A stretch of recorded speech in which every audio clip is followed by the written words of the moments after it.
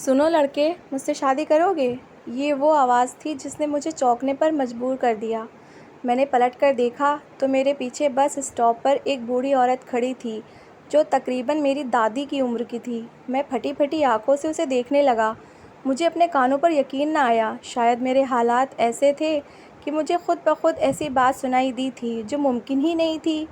मैंने उसे अनदेखा किया और आगे बढ़ने लगा कि तभी मुझे अपने पीछे पीछे उसकी लाठी टेकने की आवाज़ आई और फिर उसने गुस्से में मुझे मेरे नाम से पुकारा। वीरेंद्र, सुनो, मैं तुमसे बात कर रही हूँ। इस बार ये वहम नहीं हो सकता क्योंकि उसने मुझे मेरे नाम से पुकारा था। मैं तुरंत पलटकर उसे देखने लगा। उस बुढ़िया के चेहरे पर बहुत अजीब सी मुस्कुराहट थी। उसकी हरी रंग की आंखें मुझे डरा रही थीं।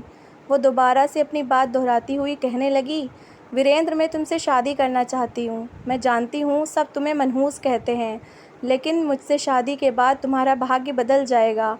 सब तुम्हारी किस्मत पर नाज करेंगे। उसकी बात पर मैं हैरान हुआ। उस बुढ़िया को मेरा नाम कैसे मालूम हुआ? मैं उसे नहीं जानता था। और फिर उससे बड़ी बात तो ये थी कि वो मेरे हालात से भी परिचित थी। कुछ देर पहले मैं बस स्टॉप पर ही अपने दोस्त से फ़ोन पर बात कर रहा था। शायद उसने मेरी बात सुन ली थी। मैंने गहरी नज़र से उस बुढ़िया पर डाली और मुझे लगा कि उसका दिमाग ख़राब हो गया है। वो उम्र के जिस हिस्से में थी, उसके पाँव कब्र में लटक रहे थे और वो दुल्हन बनने के ख्वाब देख रही थी। लेकिन हैरानी की बात यह थी कि उसे कैसे पता चला कि सब मुझे मनहूस समझते हैं। मैंने बहुत सोच समझकर उससे कहा कि आपने अपनी उम्र देखी है? मैं 30 साल का हूँ और आप तो 80 के करीब की होंगी। हमारा कोई जोड़ नहीं। और फिर आप कौन हैं? मैं तो आपको जानता तक नहीं। शादी की बात कहाँ से आ गई? वो मुस्कुराई और कहने लगी, भाग्य में हमारा मिलना लिखा था, जभी तो हम यूँ बस स्टॉप पर मिले हैं। तुम अच्छी तरह सोच लो, समझ लो, मैं कल फिर तुमसे मिलूँगी। मुझे तुम्हारे जवाब का इंतज़ार रहेगा। मैं उसकी बात पर ज़ोर से हंसा और पलट कर घर चला आया। पता नहीं कौन थी, कहाँ से आई थी और मिलने का तो ऐसे कह रही थी जैसे मुझे बरसों से जानती हो। शायद कोई दिमागी मरीज़ थी जिसे शादी का शौक़ चढ़ाया था। शादी तो मैं भी करना चाहता था, लेकिन 80 साल की बुढ़िया से तो बिल्कुल भी नहीं। मैं घर पहुंचा तो सामने ही मेरी माँ बैठी थी। मुझे देखकर कहने लगी, मैं कब तक तेरे साथ यहाँ बंद रहूँगी? मुझे वापस जाना है। शहर की हवा मुझे रास नहीं आती। सोचा था तेरी शादी करवा कर वापस लौट जाऊँगी, लेकिन तेरी तो किस्मत ही मनहूस है। माँ की बात सुन के मेरे तन बदन में आग लग गई थी। मैंने कहा, माँ, ज़माने वाले कम हैं क्या मेरी किस्मत को कोसने के लिए, जो आप माँ होकर भी ऐसे बातें कर रही हो? पहले ही मेरा दिल जला हुआ है, आप और ना जलाओ। माँ रोते हुए कहने लगी, तू ही बता मैं क्या करूँ? मेरे सारे बच्चे गांव में हैं, तू अकेला शहर आकर बस गया है। मैं तो ये सोचकर यहाँ आई थी कि कुछ दिनों में तेरी शादी होगी और मैं वापस चली जाऊँगी, लेकिन तू तो एक के बाद एक अपनी पत्नियों को खा गया। अब तो कोई तुझे लड़की देने के लिए भी तैयार नहीं। मैं कब तक यहाँ बैठी रहूँगी? पता नहीं तेरे भाग्य में क्या लिखा है। माँ ज़ोर ज़ोर से रो रही थी। मैं परेशान हो गया। माँ को दिलासा दिया कि फ़िक्र ना करें, आपको गांव की याद आती है तो आप वापस चली जाएं। जब मुझे शादी करनी होगी आपको फिर बुला लूँगा। गांव जाने का सुनकर माँ चुप हो गई। मैं जानता था कि उनके लिए शहर में अकेले रहना मुश्किल है। उन्हें गांव के माहौल की आदत थी, इसलिए मैंने खुद उन्हें वापसी की ट्रेन में बैठाया और शाम को ही गांव के लिए रवाना कर दिया। माँ को छोड़कर मैं घर वापस आया तो घर का सन्नाटा मुझे काटने को दौड़ने लगा। मुझे शहर आए तीसरा साल था। मैंने सोचा था कि पहले अपना कदम जमाऊंगा और फिर यहीं किसी लड़की से शादी करके बस जाऊंगा, लेकिन मेरे भाग में शायद शादी का सुख नहीं था। 2 साल में मेरी अच्छी नौकरी हुई। मैंने यहाँ बड़ा घर किराए पर ले लिया और फिर माँ को बुला लिया कि वो यहाँ आकर कोई लड़की देखें और मेरी शादी करवा दें। मैंने ही माँ को रिश्ते करवाने वाली से मिलवाया और उसी के ज़रिए रिश्ता देखना शुरू कर दिया। बड़े आराम से मुझे अच्छी लड़की मिल गई, क्योंकि सबको ही मालूम था कि मैं शहर में अकेला रहता हूँ और बाकी घर वाले गांव में। गांव से कोई जल्दी शहर आने को तैयार नहीं होता। नौकरी भी अच्छी थी, ऐसे लड़कों को रिश्ते जल्दी मिल जाया करते हैं। माँ ने फ़ौरन मेरी शादी करवाई ताकि वो गांव लौट सके, लेकिन शादी की रात अचानक ही मेरी पत्नी की मौत हो गई। जिस किसी को भी खबर मिली वो न सिर्फ हैरान हुआ बल्कि मेरे चरित्र पर उंगलियां उठने लगीं। हर कोई जानना चाहता था कि मेरी पत्नी की मौत कैसे हुई, जबकि वो शादी के समय हट्टी कट्टी थी। आखिर एक रात में ऐसा क्या हुआ, लेकिन ये तो मैं खुद भी नहीं जानता था। बस हार्ट अटैक से मेरी पत्नी की मौत हुई थी, यही बात डॉक्टर्स ने बताई थी और यही बात उसके डेथ सर्टिफिकेट में भी लिखी हुई थी। मेरी पत्नी के घरवालों ने तो हंगामा खड़ा कर दिया। सब लोग मुझे कोस रहे थे कि पता नहीं मैंने उनकी बेटी के साथ ऐसा क्या किया है कि वो एक ही रात में मर गई। कोई मुझे मनहूस कह रहा था तो कोई कातिल। मेरे हालात भी बहुत ख़राब हो गए थे। मैंने सोचा था कि मेरी शादी होगी और मैं एक अच्छी ज़िंदगी बिताऊंगा, लेकिन जो कुछ हुआ तो उसने मेरे हवास गुम कर दिए थे।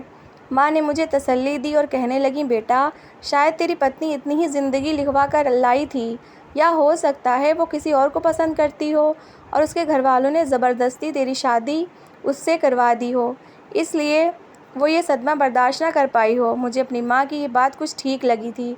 ऐसे में तो उसके घर वाले कसूरवार थे, लेकिन उंगलियाँ उन्होंने मुझ पर उठाई थी। जो भी था, काफ़ी बदनामी हो चुकी थी। इसलिए मैंने किराए का घर बदल लिया और माँ को लेकर दूसरी जगह पर आ गया। उसी रिश्ते वाली के ज़रिए माँ ने फिर एक रिश्ता देखा और उन्हें मेरी पहली शादी के बारे में कुछ न बताया गया। इस बार माँ ने अच्छी तरह छानबीन कर ली थी। लड़की बहुत ही सीधी सादी और अच्छी थी। सादगी से शादी हुई। लड़की विदा होकर मेरे घर आ गई। मेरा दिल बुरी तरह धड़कने लगा। मैं पहली एक बार ज़ख्म खा चुका था, इसलिए इस बार घबरा रहा था। और एक बात मैंने बहुत अजीब सी महसूस की थी कि पहले शादी के समय भी शादी के बाद मेरी तबीयत अचानक से बहुत ख़राब हो गई थी। मेरे कंधे और गर्दन में दर्द उठा था और सर चकराने लगा। और दूसरी शादी के बाद भी ऐसा ही हुआ। शायद मैं शादी को लेकर ज़्यादा ही टेंशन ले रहा था। मेरे दोस्त पवन ने मुझे समझाया कि इतना परेशान ना हो। मैं कमरे में गया। मेरी पत्नी दुल्हन बनी बहुत ही खूबसूरत लग रही थी। मैंने उसे प्यार भरे कुछ शब्द कहे और फिर कपड़े बदलने के लिए वॉशरूम में चला गया। लेकिन जब वापस लौटा तो मेरी पत्नी इस दुनिया से जा चुकी थी। मुझे समझ ही नहीं आया कि उसे क्या हुआ। कुछ देर पहले तक तो वो अच्छी भली थी। पहली पत्नी से तो मैं बात नहीं कर पाया था, लेकिन उसकी हालत के बारे में मुझे कुछ खास पता नहीं था। लेकिन मेरी दूसरी पत्नी तो चेहरे से काफ़ी खुश नज़र आ रही थी और बिल्कुल भी ऐसा नहीं लग रहा था जैसे उसके घरवालों ने उसकी शादी मुझसे ज़बरदस्ती करवाई हो। फिर कुछ ही मिनटों में उसे क्या हुआ, मैंने उसे अच्छी तरह चेक किया और जब मुझे यकीन हो गया कि वो भी इस दुनिया में नहीं रही तो मैंने अपनी माँ को ये खबर सुनाई। उनकी आंखें भी फट गईं। वो मुझे ही कोसते हुए कहने लगी, तूने क्या किया है इस बेचारी के साथ? मैंने माँ से कहा, कैसी बातें कर रही हो, मैं क्या करूँगा? माँ कहने लगी, फिर कैसे मर गई? मैं क्या कहूँगी उसके घर वालों से? तेरी दूसरी पत्नी भी पहली पत्नी की तरह ही शादी की रात मर गई और तू कहता है कि तुझे कुछ पता ही नहीं। कहीं तूने ही तो कुछ उल्टा सीधा नहीं किया? मैंने सिर पकड़ लिया और माँ से कहा, कैसी बातें कर रही हो माँ, तुम तो बात को और ज़्यादा ख़राब कर दोगी। इसके घर वालों को खबर करो, बुलाओ उन्हें। माँ कहने लगी कि अब मुझसे हंगामा बर्दाश्त नहीं होगा। मैं तो पहली बार में ही परेशान हो गई थी। ये लोग तो चुप बैठने वालों में से नहीं। खैर, खबर तो करनी ही थी और मैंने ही अपनी दूसरी पत्नी के घर वालों को फ़ोन करके बुला लिया। और वाकई उन लोगों ने आकर एक ऐसा हंगामा खड़ा किया कि सारे मोहल्ले के लोग जमा हो गए। जिसने भी सुना न सिर्फ दंग रह गया बल्कि मुझ पर थू थू करने लगा। मामला पुलिस तक चला गया। पुलिस आई और मेरी पहली पत्नी पहली शादी का भेद भी खुल गया। पुलिस वाले मुझे ज़बरदस्ती थाने ले गए। बहुत पूछताछ की, लेकिन कुछ भी हासिल नहीं हुआ, क्योंकि मेरी दूसरी पत्नी भी अपनी ही मौत मरी थी, इसलिए मुझे छोड़ दिया गया। मगर मेरी माँ बहुत ज़्यादा परेशान हो गई। कहने लगी, तू ही शादियाँ रचा, मैं तो गाँव जा रही हूँ। मैंने बड़ी मुश्किल से माँ को रोका और फिर उन्हें तीसरी शादी के लिए तैयार किया। लेकिन पता नहीं मेरे भाग में ऐसा क्या लिखा था। दूसरी के बाद तीसरी और चौथी भी शादी हो गई, लेकिन मुझे शादीशुदा ज़िंदगी का सुख नसीब ना हुआ। मेरी सारी पत्नियां ही शादी की रात मरती चली गईं और साल भर के अंदर मैं अपनी 4 पत्नियों से हाथ धो बैठा था। अब तो कोई मुझे लड़की देने को भी तैयार नहीं था और माँ भी तंग आकर गांव चली गई थी। लेकिन मैंने हर शादी के बाद यही नोट किया था, जैसे मेरे लिए अपना आप बहुत भारी हो गया। अपने पैरों पर खड़ा होना भी मुश्किल लगता। कंधों और गर्दन में बहुत दर्द होता और जब मैं अपनी पत्नी के पास जाता तो मुझसे बात तक ना की जाती और कुछ ही पलों में मेरी पत्नी मौत की आगोश में चली जाती। इन बातों ने मुझे काफ़ी हद तक परेशान कर दिया और अब मेरा शादी करने का कोई इरादा नहीं था। लेकिन माँ के जाने के बाद मुझसे घर की वीरानी बर्दाश्त नहीं हो रही थी। मैं ऑफिस से थका हारा घर आता तो खुद ही खाना बनाना पड़ता, कपड़े भी धोता और अकेले ही बैठकर खाना भी खाता। मुझे ज़िंदगी में किसी हमसफ़र की कमी बहुत शिद्दत से महसूस होती थी, लेकिन मैं शादी के नाम से तौबा कर चुका था। ऐसे में जब उस बूढ़ी औरत ने मुझे शादी के लिए प्रपोज़ किया तो ना सिर्फ मैं हैरान रह गया बल्कि मुझे हंसी भी आई कि वो जो पहले ही कब्र में पैर लटकाए थी, अगर मुझसे शादी करके मर जाती तो कोई फ़र्क नहीं पड़ता। मुझे यही लगा कि वो कोई पागल खिसकी हुई बुढ़िया होगी जिसने मेरी बातें सुन ली और मेरे पीछे लग गई। मेरे दिमाग से उस बुढ़िया के ख्याल पूरी तरह निकल गया। मैं जल्दी से अपने ऑफिस गया। काम का लोड बहुत ज़्यादा था। मैंने सारा दिन ऑफिस में काम में गुजारा। जब वापसी के लिए ऑफिस से निकला तो एक पल के लिए शॉक्ड हो गया, क्योंकि वही बुढ़िया मेरे ऑफिस के बाहर खड़ी मुस्कुरा रही थी। मुझे देखकर कहने लगी कि वीरेंद्र, क्या सोचा तुमने? शादी करोगे मुझसे? मैं तुम्हारी किस्मत बदल दूंगी। मैंने उससे पूछा कि तुम मेरे ऑफिस तक कैसे पहुंची हो और मुझसे शादी क्यों करना चाहती हो? अपनी उम्र देखी है? वो हंसकर कहने लगी, मेरी उम्र को छोड़ो, तुमने अपने हालात देखे हैं? 4 पत्नियां मर गईं, जबकि तुम्हें अब कोई बेटी देने को भी तैयार नहीं। मुझसे शादी करोगे तो मैं तुम्हारी ज़िंदगी बदल दूंगी। तुम्हें शादीशुदा ज़िंदगी का सुख नसीब हो जाएगा। मैंने उसके आगे हाथ जोड़े और कहा कि मेरा शादी का कोई इरादा नहीं है, और फिर तुम्हारे जैसी बुढ़िया से तो बिल्कुल भी नहीं। मेरा पीछा छोड़ो और अपने घर जाओ। वो मुस्कुराते हुए कहने लगी, आज नहीं तो कल तुम्हें मुझसे ही शादी करनी होगी। मैं जल्द ही मिलूंगी और मुझे यकीन है कि अगली बार तुम मुझसे शादी के लिए तैयार हो जाओगे। मैंने एक बार फिर उसे अनदेखा किया और घर चला आया। पता नहीं कहाँ से ये मुसीबत मेरे पीछे लग गई थी। शुक्र था कि मैं ऑफिस से अकेला निकला था, कोई कुलीग मेरे साथ नहीं था, वरना मेरा तो बहुत मजाक बन जाता। पहले ही लोग मुझसे बार बार पूछा करते थे कि मैंने अपनी पत्नियों के साथ ऐसा क्या किया कि वो सब की सब मर गईं, और मैं शर्मिंदा हो जाया करता था। अब इस बुढ़िया की बातों ने मुझे तंग कर दिया था। 2 दिन और गुजर गए, वो बुढ़िया मुझे दोबारा नज़र न आई। हाँ, मगर गांव से मेरी माँ का फ़ोन आया था। कहने लगी कि तेरी शोहरत गांव तक पहुंच गई है। भोला शहर से गांव आया तो उसने हर एक को बता दिया कि तेरी 4 पत्नियां मर चुकी हैं। अब हर कोई घर आकर पूछता है कि तू शहर में रहकर क्या कर रहा है। कोई तेरे छोटे भाई को भी लड़की देने के लिए तैयार नहीं है। माँ की बात सुन के मैंने सर पकड़ लिया। अजीब मुसीबत थी। अब तो मैं गांव जाने के बारे में भी नहीं सोच सकता था। वो लोग मुझे देखते ही तरह तरह के सवाल करते। मैंने माँ से कहा कि तुम गांव की समस्या खुद निपटाओ, मैं पहले ही परेशान हूँ। मैंने रिश्ता कराने वाली को फ़ोन मिलाया तो वह मेरी आवाज़ सुनते ही कहने लगी, भगवान के लिए वीरेंद्र, मुझे अपनी शादी से दूर ही रख। तेरी वजह से लोग मेरे दुश्मन हो गए हैं। कहते हैं कि मैं रिश्ता नहीं कराती बल्कि लड़कियों को अर्थी पे पहुंचाती हूँ। मैं अब तेरा कहीं रिश्ता नहीं करवाऊंगी। ये कहकर उसने फ़ोन काट दिया। मेरी आंखों से आंसू आ गए और मैं किसी गलत रास्ते का मुसाफिर नहीं बनना चाहता था, और मेरे जज्बात मुझे मजबूर कर रहे थे कि मैं जल्द से जल्द शादी के रिश्ते में बंध जाऊं। अगले दिन मैं ऑफिस से वापस घर आया तो वही बुढ़िया घर के दरवाजे पर बैठी मुझे देखकर कहने लगी, बताओ अब तुम्हारा क्या फ़ैसला है?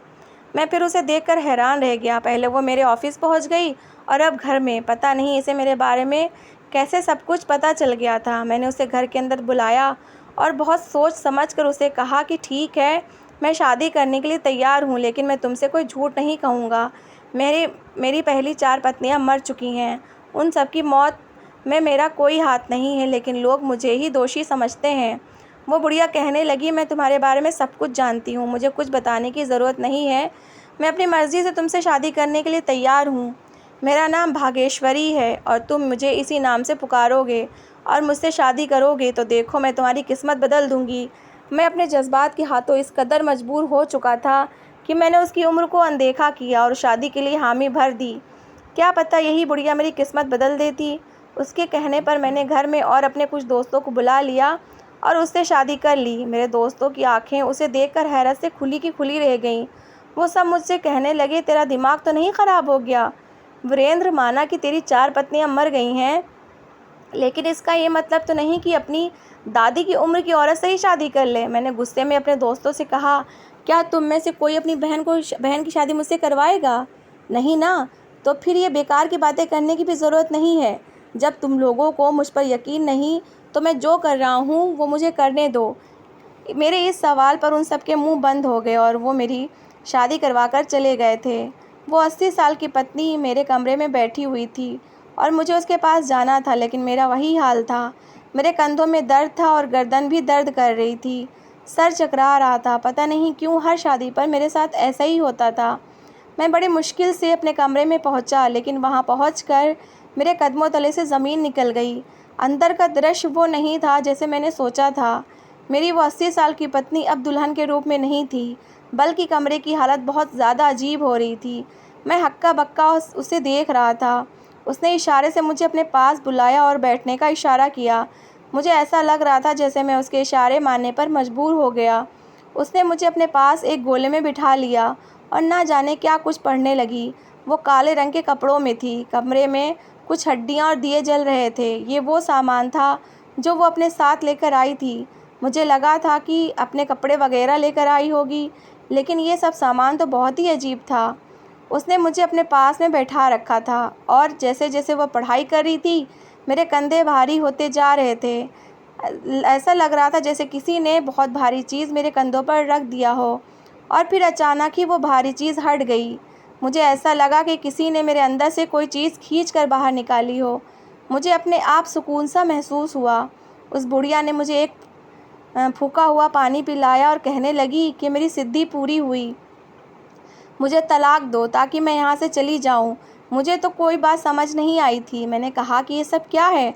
तुम कौन हो और तुमने क्या किया है? वो कहने लगी कि मैं एक जादूगरनी हूँ। मैं काला जादू करती हूँ और उसके लिए मुझे बहुत सी चुड़ैल और नर पिशाच की भी ज़रूरत होती है। उस दिन जब तुम मुझे बस स्टॉप पर मिले तो मैं जान गई थी कि तुम्हारे ऊपर एक बहुत ताकतवर चुड़ैल का साया है। वो तुम्हारी पत्नियों को तुम्हारे साथ बसने नहीं देगी, बल्कि वो तुम्हारे प्यार में होने की वजह से तुम्हारी पत्नियों की जान ले लेती है। मुझे उस चुड़ैल को हासिल करना था। मैं उसकी ताकत से अपने बहुत से जादू को अंजाम दे सकती हूँ, लेकिन तुम्हारे जिस्म से उसे निकालना इतना आसान नहीं था। ये सिर्फ उसी सूरत में मुमकिन था जब मैं तुम्हारे साथ शादी करती और हम एक रिश्ते में बन जाते। इसलिए मैंने तुमसे शादी की बात की और तुम्हारे हालात ऐसे थे कि तुम तैयार हो गए। मुझे यकीन था कि आज नहीं तो कल तुम मान ही जाओगे, क्योंकि वो चुड़ैल तुम्हारी 10 शादी होने के बाद भी कभी भी तुम्हें तुम्हारी पत्नी से रिश्ता न बनाने देती, और एक मर्द के लिए बग़ैर किसी रिश्ते के जीना बहुत मुश्किल है। मैं अपने इरादों में कामयाब हो गई हूँ। ना मैंने तुमसे शादी की, बल्कि अपने जादू की ताकत से उस चुड़ैल को तुम्हारे जिस्म से निकाल भी दिया है। अब वो मेरे कब्ज़े में है। मैं उससे अपने जादुई काम करवाऊँगी। तुम मुझे तलाक दे दो, जिससे चाहे शादी कर लो। अब तुम्हारी किसी पत्नी को कोई नुकसान नहीं होगा, बल्कि तुम्हारे रास्ते में अब जितनी भी रुकावटें थीं वो सब की सब दूर हो जाएंगी। उस बूढ़ी औरत की बातें सुनकर मैं हैरान रह गया था। आज की दुनिया में भी ऐसी चुड़ैल होती हैं जो मर्दों पर आशिक हो जाती हैं। मुझे यकीन नहीं आया।